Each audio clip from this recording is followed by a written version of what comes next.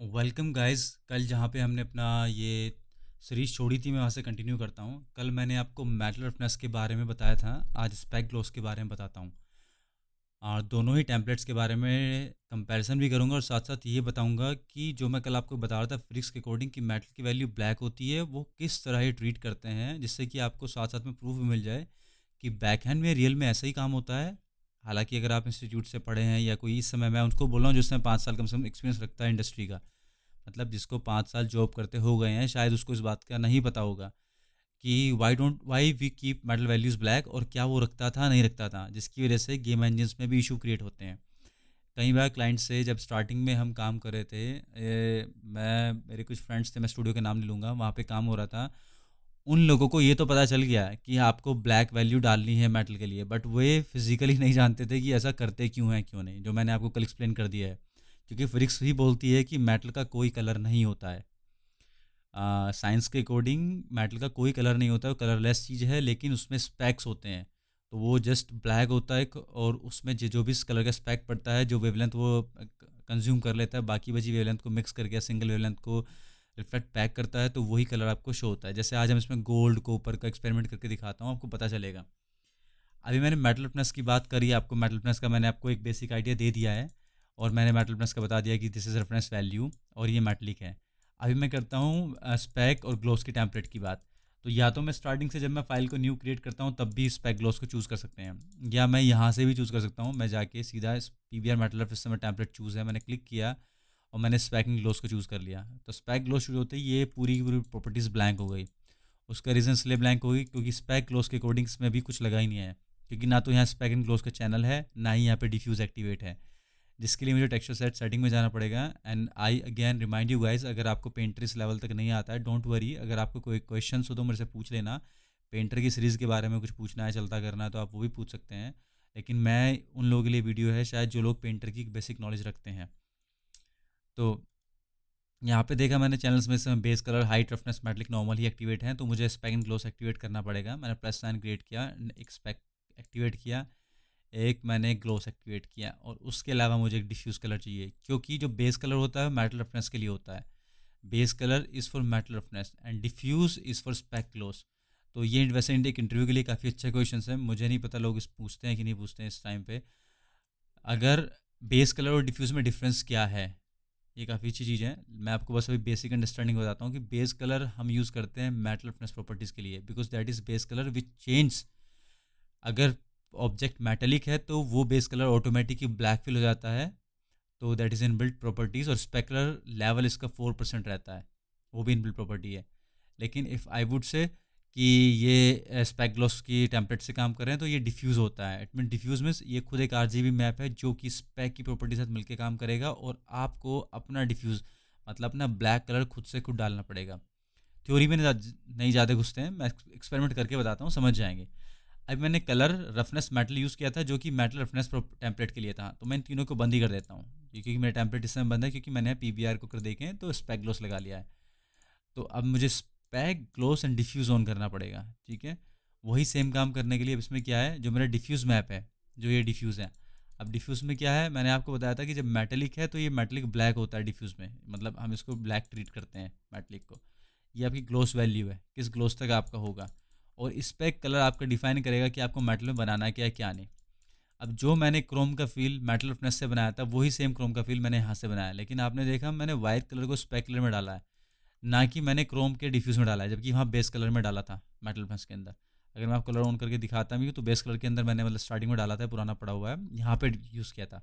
Reason मैंने आपको बताया था कि मेटल रफनेस टेम्पलेट के अंदर अगर आपका मेटेलिक चैनल एक्टिवेट हो गया है, मतलब आपने दे दिया है कंप्यूटर को कि यार ये मेटेलिक ऑब्जेक्ट है, तो वो इसका डिफ्यूज़ जो इसका डिफ्यूज़ है यानी बेस कलर है, वो उसको ऑटोमेटिक ब्लैक डाल चुका है।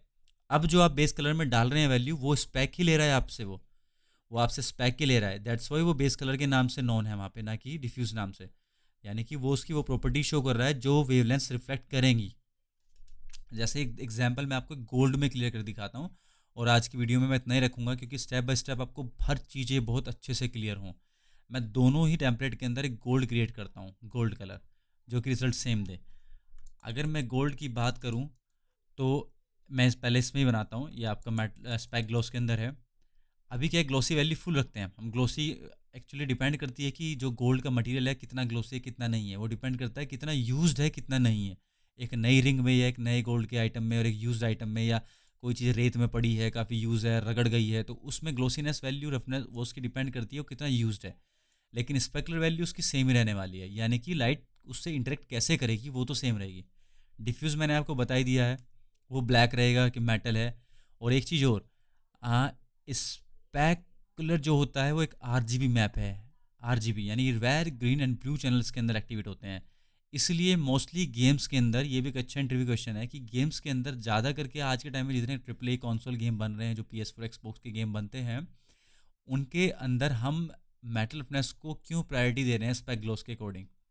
उसका रीज़न ये है, मेटल रफनेस के अंदर मेटल भी मैप जो है वो भी आपका अब ग्रे स्केल मैप है, रफनेस मैप है वो भी ग्रे स्केल मैप है, तो वो साइज़ कम लेता है डेटा सेव करने में। स्पेकुलर जो मैप है वो आपका RGB मैप है और आपका डिफ्यूज़ भी RGB है, वो साइज़ ज़्यादा लेते हैं। तो दो दो RGB उनसे आपके मैप के साइज़ बढ़ जाते हैं। तो पूरा गेम का, अगर मैं पूरा गेम का एक इवैल्यूएशन करूँ, तो डेटा में डिफरेंस आता है कि अगर एक गेम 20 GB में तैयार है तो ये गेम 32-33 GB तक चला गया है, इसीलिए प्रायोरिटीज़ में।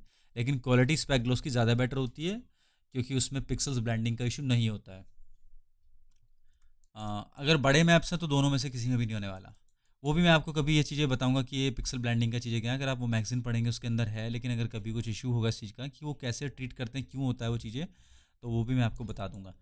अभी मैं आपको एक चार्ट दिखाता हूँ, मैंने स्टोर कर रखा आपके लिए पहले से ही। ये एल्गोरिथम की साइट पे ही पड़ा है, वहाँ पे उसी मैगजीन का एक फ़ोटो है ये। इसमें लिखा है कि गोल्ड की RGB वैल्यू क्या होती है, सिल्वर की क्या है, एल्यूमिनियम की क्या है, आयरन की क्या है, कॉपर की क्या है। आपको याद करने की ज़रूरत नहीं है, गूगल पे हमेशा इन्फॉर्मेशन पड़ी रहती है। आर्टिस्टिकल होना सीखें, टेक्निकल बनना सीखें। ये वैल्यू आप कभी भी गूगल से निकाल सकते हैं। आपको 100-150 मेटल के और इनकी प्रॉपर्टीज़ याद करने की ज़रूरत नहीं है। आपको मैंने देखा गोल्ड की जो प्रॉपर्टी है 255, 226, 155 है। तो मैं इसको स्टोर करता हूँ 255, 226, 155। तो यहाँ पर डालते हैं इसमें, यहाँ पे वैल्यू है। अच्छा, अब एक चीज़ यहाँ पे आप मैं दिखाता हूँ RGB के अंदर मैंने जो 255 लिया है, वो मैं फ़ोटोशॉप ऑन कर लेता हूँ दिखाने के लिए। थोड़ा सा आपका ये डाउट भी यहाँ पे क्लियर हो जाएगा साथ साथ में। और एक मैं एकदम फ्रेश शीट लेता हूँ, क्रिएट न्यू। अच्छा, इधर आ गया, क्रिएट न्यू। और जस्ट 1K की शीट, 1K शीट लेते हैं हम एक, ये। और ये जो RGB वैल्यू है, इसकी वैल्यू है, ये जो पार्ट है वो जो दिखा रहा है। यानी कि अगर बोल रहा है वो RGB 255, 226 एंड आई थिंक 155, या मैं भूल गया, मैं देखो चेक कर लेता हूँ। 255, 226, 155 की वैल्यू जो है वो ये वैल्यू है। मैंने इसको ओके किया। जो ये वाला कलर है उसका कहने के अकॉर्डिंग ये मेरा गोल्ड कलर है, ये चीज़ है। तो पेंटर के अंदर जो मुझे कलर पुट करना है वो मुझे इसके अकॉर्डिंग करना है। लेकिन पेंटर में एक चीज़ डिफरेंस होती है, आपकी जो कलर की वैल्यू होती है यहाँ पे RGB की, ये 0 to 1 स्पेस में दी होती है, 0 to 1, 0 to 1, 0 to 1। और यहाँ पे HSV वैल्यू है। या तो मैं ह्यू सैचुरेशन की वैल्यू उसकी निकालूँ, या फिर मैं इन ज़ीरो वैल्यू को, अगर मैं आपको, या मैं कलर पिक कर सकता हूँ यहाँ से, या इस वैल्यू को कैलकुलेटर से परसेंटाइल में निकाल सकता हूँ कि मेरा 0 से 255 एक रेशियो है। अगर मैथ्स में आप समझते हैं तो मेरा, ये तो सिंपल सा R की वैल्यू तो इसमें क्लियर हो ही गई है। जैसे मैं बताऊँ तो 255 है तो R तो सिंपल सा वो 1 ही वैल्यू है।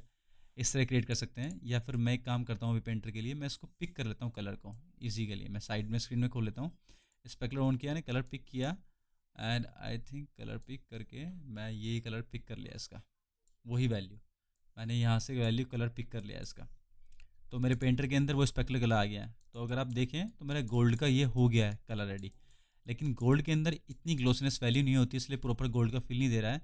लेकिन मैं अभी के लिए इसको 0.5 रख ले रहा हूँ। लेकिन आपको इसमें गोल्ड का फील अब आ गया है कि ये गोल्ड का फील है, ठीक है।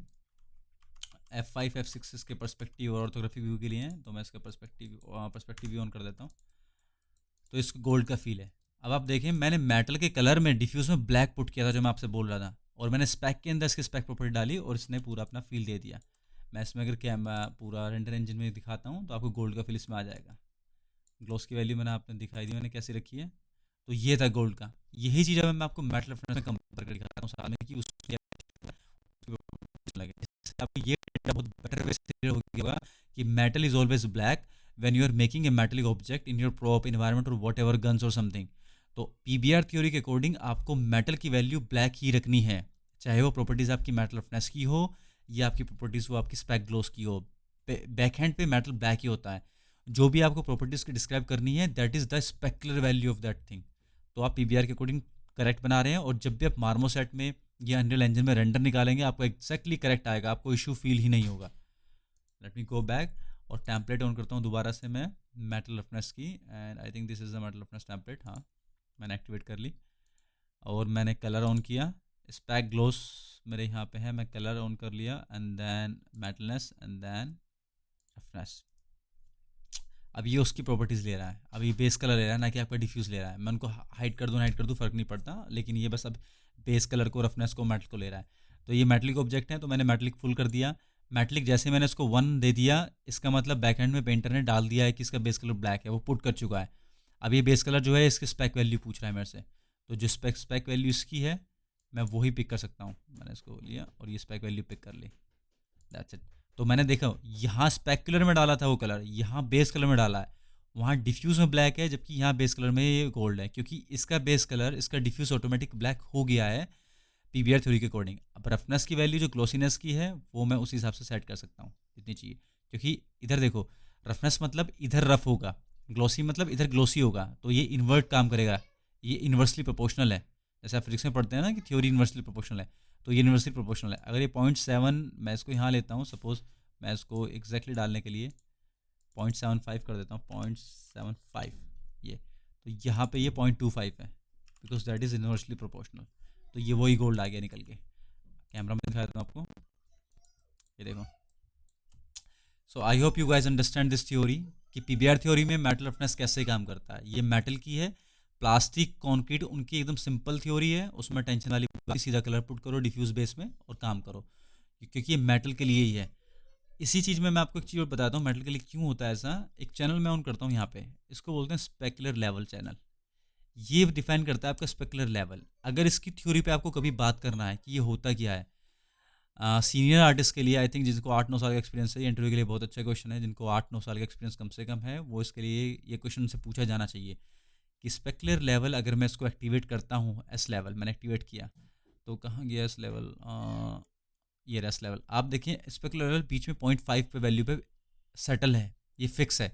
और ये जो 0.5 वैल्यू है ना, ये 0.4 है एक्चुअली। मतलब 0.4 किस तरह से, टोटल चार्ट में कि अगर रियल फिजिक्स में 0 to 1 में कोई चीज़ 0.4% ट्रांसफॉर्मेशन लाइक रिफ्लेक्ट बैक करेगी, तो उसको यहाँ पे 0.5 बताया गया है चार्ट में।